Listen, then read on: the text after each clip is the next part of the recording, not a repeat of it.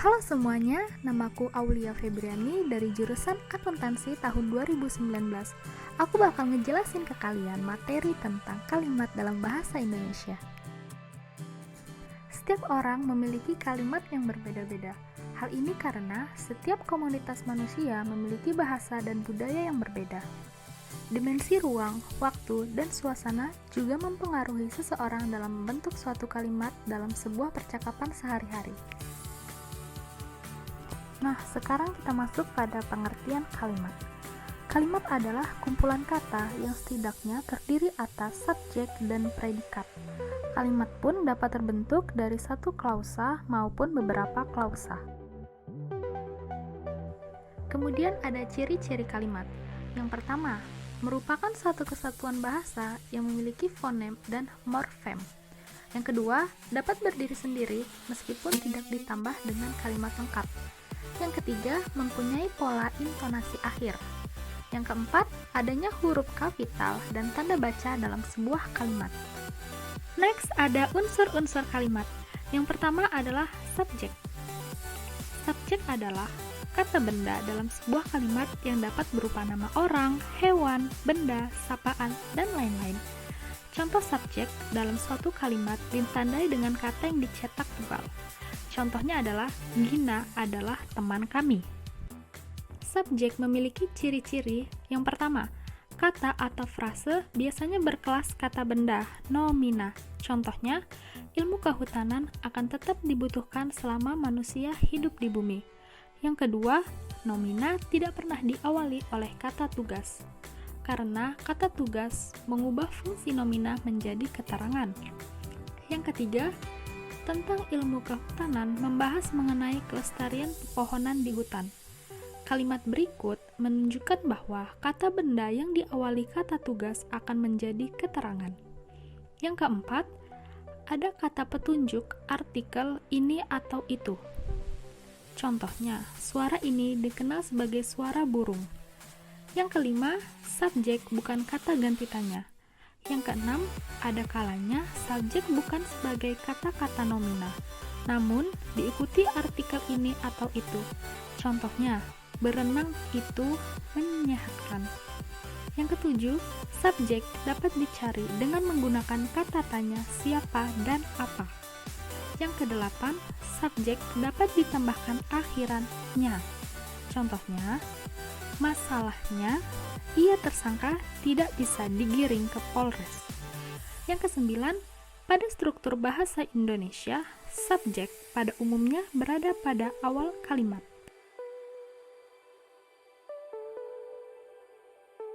Predikat. Predikat adalah bagian yang menandai apa yang telah diucapkan atau dituliskan oleh pihak pertama. Contoh, merokok membahayakan kesehatan. Ciri-ciri predikat. 1. Predikat berada di sebelah kanan subjek. 2. Predikat menjelaskan subjek sehingga kalimat menjadi bermakna. 3. Predikat dapat berkategori kata kerja, verba, kata benda, nomina, kata depan, preposisi, atau kata sifat adjektif, sehingga predikat menyebabkan beberapa jenis kalimat tunggal. 4. Predikat mengisyaratkan perlu tidaknya kata lain di sebelah kanannya. 5. Predikat dapat dicari dengan menggunakan kata tanya bagaimana. 6. Predikat dapat diikuti partikel lah. Objek. Objek adalah sebuah hal atau perkara yang akan menjadi topik pembicaraan. Fungsi objek adalah membentuk kalimat utama pada kalimat berpredikat transitif, memperjelas makna dalam sebuah kalimat, dan membentuk satuan atau kelengkapan pikiran dalam kalimat. Ciri-ciri objek. 1.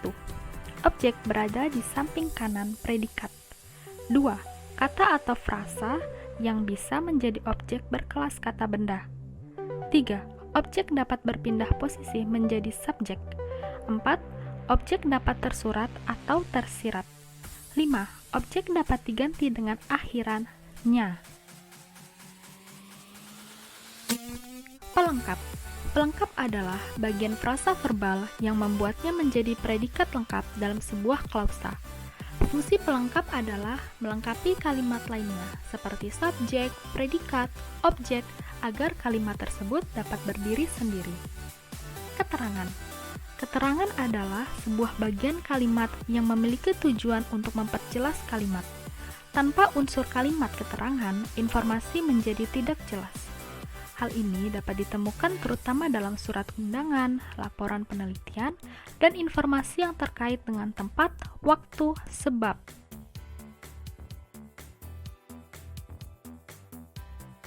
Kemudian kita masuk pada bagian-bagian kalimat. Yang pertama, kalimat dan klausa. Kalimat dan klausa memiliki unsur predikasi dalam arti memiliki unsur subjek dan predikat tanpa objek, keterangan, dan pelengkap. Contohnya pada kalimat berikut. 2. Konstituen kalimat. Kalimat merupakan kumpulan kata untuk pemberian sintaksis dari kalimat yang terkecil. Satuan-satuan yang membentuk suatu konstruksi disebut dengan konstituen. 3. Unsur wajib dan unsur tak wajib. Unsur wajib terdiri atas konstituen kalimat yang tidak dapat dihilangkan, sedangkan unsur tidak wajib terdiri atas konstituen kalimat yang dapat dihilangkan. Bagian inti dan bagian bukan inti. Bagian kalimat inti. Kalimat inti adalah kalimat dasar yang terbentuk dari klausa inti yang lengkap terdiri atas kata deklaratif dan afirmatif. Bagian kalimat bukan inti. Kalimat non-inti adalah gabungan kalimat inti dengan proses transformasi. Bagian inti beserta konstituennya. Contohnya yaitu, lukisan Kak Andi dipamerkan di acara pameran internasional. Pada contoh kalimat ini, terdiri atas dua konstruksi, yaitu 1. Lukisan Kak Andi, 2. Dipamerkan di acara pameran internasional. Maka, dalam contoh kalimat ini terdapat 5 konstituen, yaitu 1. Lukisan, 2. Kak Andi, 3. Dipamerkan, 4. Acara pameran internasional. Kemudian kita masuk pada jenis-jenis kalimat menurut bentuk. Berdasarkan bentuknya, kalimat dibedakan menjadi kalimat tunggal dan kalimat majemuk. Perbedaan kalimat ini terletak pada jumlah klausanya. 1. Kalimat tunggal. Kalimat tunggal adalah kalimat yang memiliki satu klausa. Contoh kalimatnya, ayah sedang tidur. Kalimat majemuk. Kalimat majemuk adalah kalimat yang memiliki lebih dari satu klausa. Contoh kalimatnya, ayah dan ibu senang membuat masakan soto Banjar karena hidangan ini adalah makanan favorit mereka. Kalimat majemuk memiliki berbagai jenis, antara lain 1. Kalimat majemuk setara. Kalimat majemuk setara adalah kalimat yang memiliki tingkatan klausa yang sama atau sederajat. Kalimat ini memiliki klausa-klausa subordinatif dan dihubungkan dengan konjungsi koordinatif. Contoh kalimatnya, ayah membaca koran lalu minum kopi di teras rumah. 2. Kalimat majemuk bertingkat. Kalimat majemuk bertingkat adalah kalimat yang memiliki tingkatan antar klausa satu dengan yang lainnya tidak seimbang. Kedua klausa dihubungkan dengan konjungsi subordinatif dan ditandai dengan kata berupa meskipun, walaupun, karena, ketika, kalau, sebelum, bahwa, agar, sebab, kendati pun, sehingga, setelah, jika, dan apabila. Contoh dari kalimat majemuk bertingkat yaitu, ayah sekarang di sekolahku karena ibu tidak menjemputku pulang pada hari ini. 3. Majemuk campuran. Kalimat majemuk campuran adalah kalimat yang memiliki klausa sebanyak 3 atau lebih, tetapi klausa tersebut dihubungkan dengan subordinatif dan konjungtif. Contoh kalimatnya, Dina berangkat ke sekolah dan adik tetap pergi ke pasar, meskipun panas di siang hari ini semakin terik.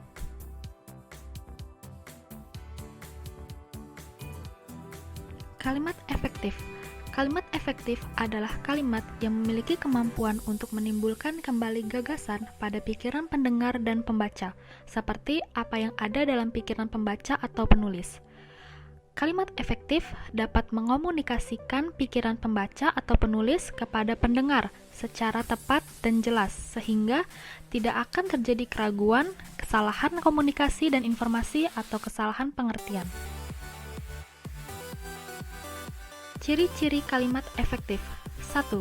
Kepadanan struktur. 2. Keparalelan. 3. Ketegasan. 4. Kehematan. 5. Kecermatan. 6. Kepaduan.